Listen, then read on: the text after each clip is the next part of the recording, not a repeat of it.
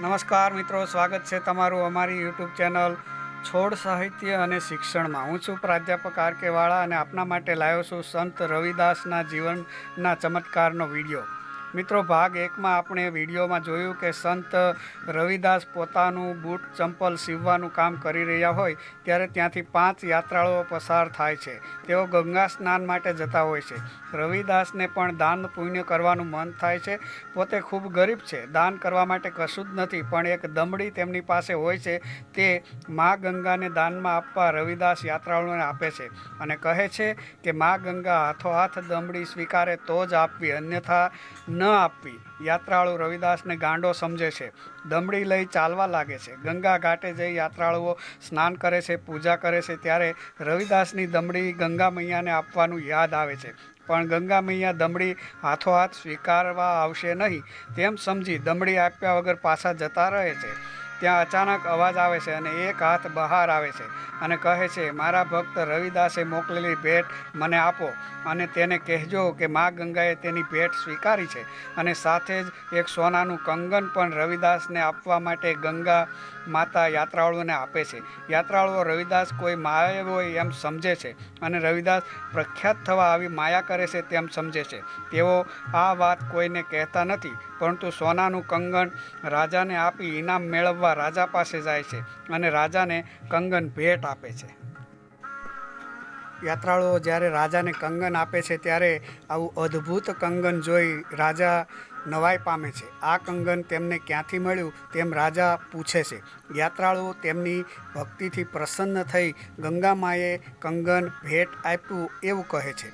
રાણીને આ કંગન ખૂબ જ ગમે છે અને આવા બીજા કંગનની માગણી રાણી કરે છે. રાજા યાત્રાળુઓને હુકમ કરે છે કે ફરી ભક્તિ કરો, ગંગા માને પ્રસન્ન કરો અને આવું બીજું કંગન છે એ લાવી આપો. રાજા હુકમ કરે છે, પરંતુ આ કંગન તો રવિદાસની ભક્તિથી ગંગા મૈયાએ ભેટ આપ્યું હતું તેવું યાત્રાળુઓ સમજે છે, પરંતુ રાજાનો હુકમ થતાં તેઓ ગભરાય છે અને રાજાને સાચે સાચી વાત કહી દે છે. રાજાને પણ યાત્રાળુઓ એવું કહે છે કે રવિદાસ કોઈ માયાવી માણસ છે, તે કોઈ ચમત્કારિક માણસ નથી.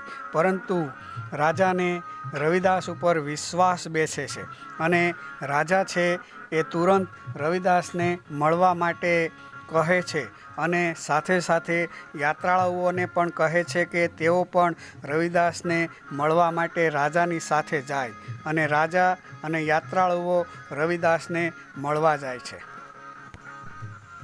રાજાનો સૈનિક આવી રવિદાસને કહે છે કે રાજા તેમને મળવા આવ્યા છે. રવિદાસને ખૂબ જ નવાઈ લાગે છે કે રાજા કેમ મળવા આવ્યા છે. રાજા આવીને રવિદાસને મળે છે. રવિદાસ નમન કરે છે અને રાજાને આવવાનું કારણ પૂછે છે. ત્યારે રાજા તેમને ગંગા મૈયાએ આપેલું એ કંગન બતાવે છે અને કહે છે કે તમે આવું બીજું કંગન લાવી આપો, તમે જ આ કંગન લાવી શકશો. રવિદાસ કહે, હું ગરીબ છું, હું ક્યાંથી લાવી આપું એવું રવિદાસ કહે છે. રાજા માંડીને બધી વાત કરે છે કે આ કંગન તેમને ગંગા મૈયાએ આપેલું હતું. રવિદાસ કંગન જોઈ અભિભૂત થાય છે અને ગંગા મૈયાનો આભાર માને છે. રાજાની ચેલેન્જ સ્વીકારી રવિદાસ કથરોટમાં જ ગંગા પ્રગટ કરવાનું કરે છે અને ખરી રીતે તેમની કથરોટમાં ગંગા મૈયા પ્રગટ થાય છે. રાજા અને સૌ યાત્રાળુઓ નમન કરે છે. ગંગા મૈયાનો અવાજ આવે છે કે રવિદાસ, આ બીજું કંગન છે, તું લઈ લે અને રાજાને આપી દે. રવિદાસ અને બધા જ નવાઈ પામી જાય છે. રવિદાસ ગંગા મૈયાનો આભાર માને છે.